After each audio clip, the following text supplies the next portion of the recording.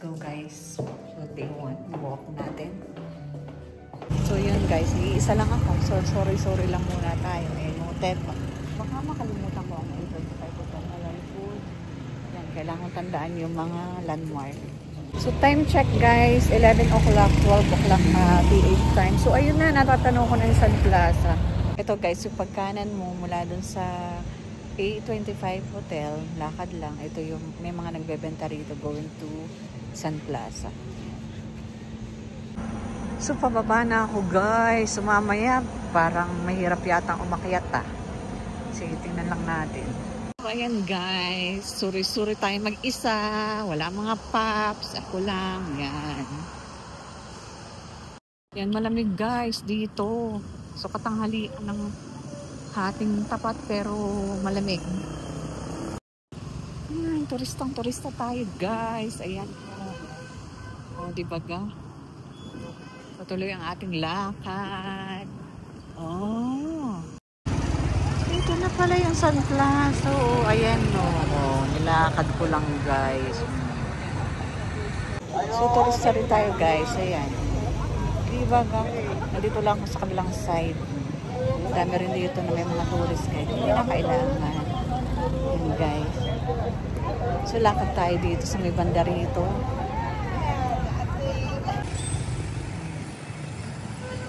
Ito yung makikita nyo dito.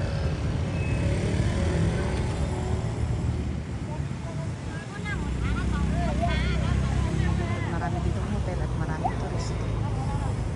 Marami rin nagbebenta.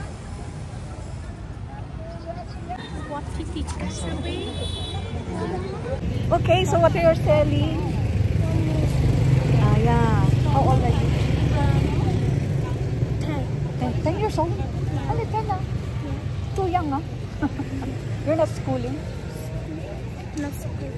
But you speak English, huh? I'm not schooling. Yeah, it's okay. See you. Yeah. Hi. Hi. Welcome to Sapa.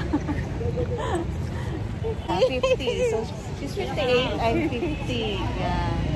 Look at Auntie. Very pretty. Yeah. Yan guys, dito ako kumain sa BB Express. Maraming foreigner na kumakain guys. Ang sabi ni Pangon, try ko daw yung bunsya. Sa 55 lang. Yan, sige. Kain tayo. And guys, so kain muna tayo at nakakalat ang aking pera. Millionaire tayo dito guys. Ayan, so may 1 million pa ako dito. So guys, ito yung Vietnamese coffee. Strong ang coffee. Ito rin dahil condensed milk. Order ko lang gulay. May kasama pang gulay. Diba ba guys? Tikme. Diba guys? May kasama pang gulay. Diba kasi diba yung dahon. Wala yata itong sauce. Ganito lang. Masarap yung salad. Yan guys, so nabusog naman tayo sa ating sandwich dito sa Morgan. So next destination natin guys, tatawid tayo sa kabila at maglalakad tayo papunta sa Pali. So yan guys, continue lang tayo ng lakad papunta sa Pali. Medyo malamig ang panahon. Alauna na ng hapon. Ayan. So iniikot ko na dito yung sa area ng Sun Plaza.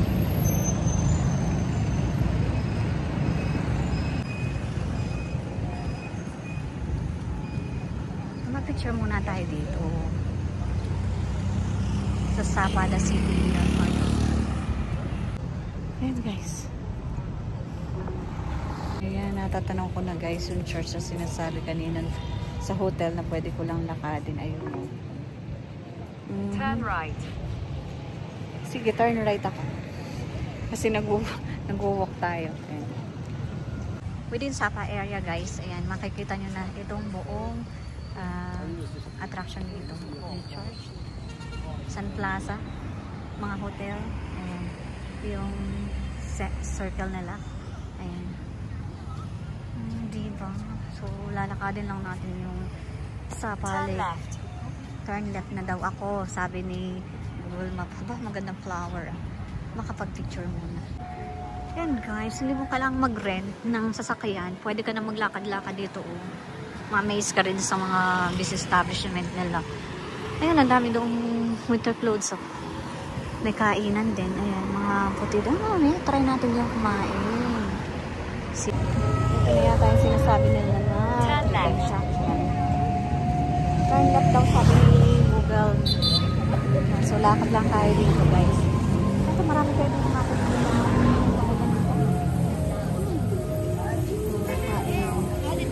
Suroy-suroy lang tayo.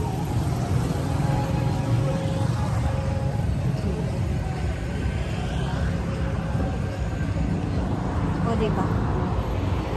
Yan guys, ang makikita nyo dito. So, let's continue. Nahilo ako doon sa ikot na yun.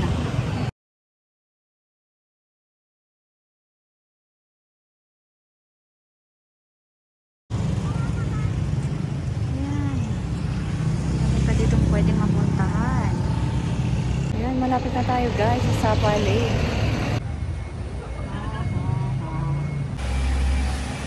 Dito magaganto ako yan. May mga souvenir din. Dito sa DD Kaiji Kongfu. Pwede. Pasok muna tayo. Mga souvenir item. Makikita natin.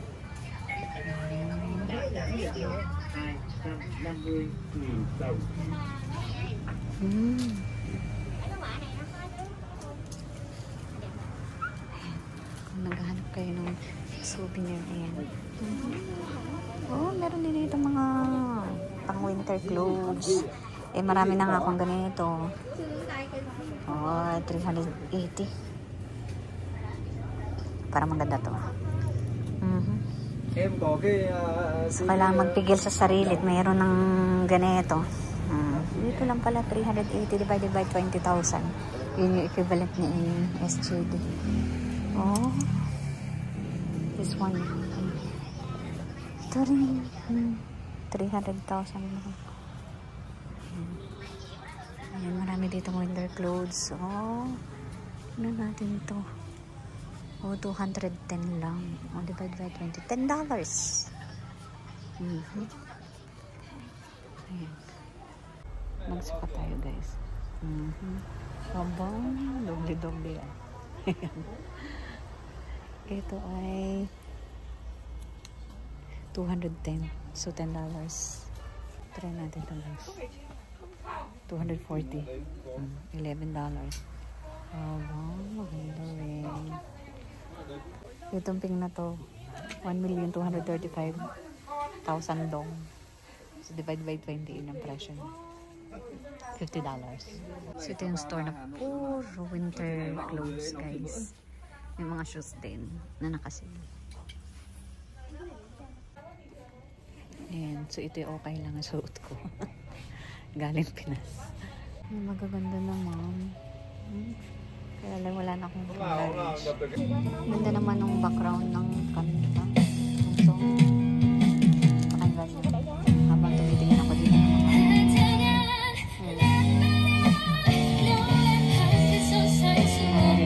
hindi pa ba? Maganda rin yung kanila mga kanta.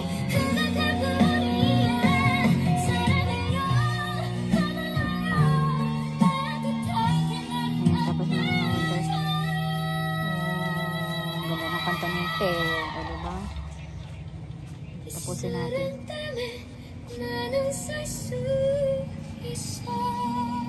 Diba? Ganda ng kanta. Thank you.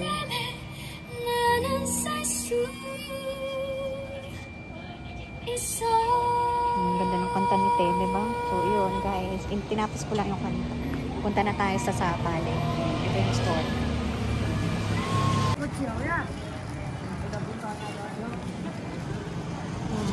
Masarap na kain. Ayan. May hopya. Hi. This one. Hopya. Hello. How much the hopya? Castanyas. At saka yung bitso nila. Ayan yung bitso. Ito guys, yung mga store malapit sa Sapali.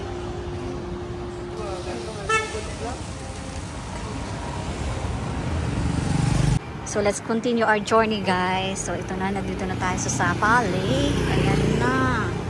So, nakikita ko ng vlog. Ayan.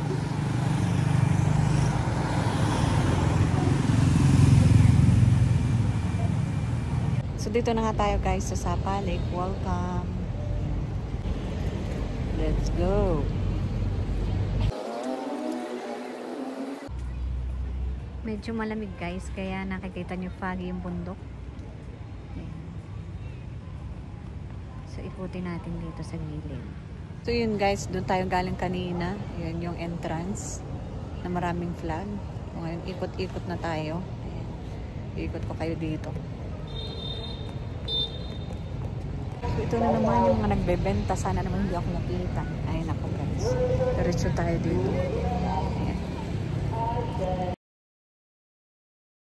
Ikutin lang natin. May mga tanim din na rose. Tapos yun guys, yung marami dito sa harapan ng kakainan. Yan. Mga hotel. So yung tinatawag nilang Viet Trekking. Yan. Yung mga makukulay nilang mga tindahan. Yan. Kung gusto mo magkape-kape, ayan.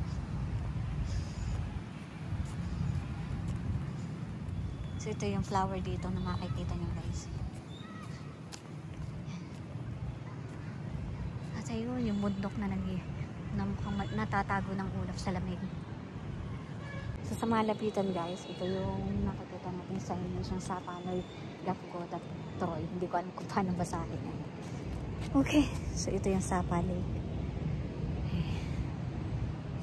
Medyo malamig. Kaya hinihingal ang lola. So, enjoy lang natin ang moment na nag-iisa. Kausap ang sarili.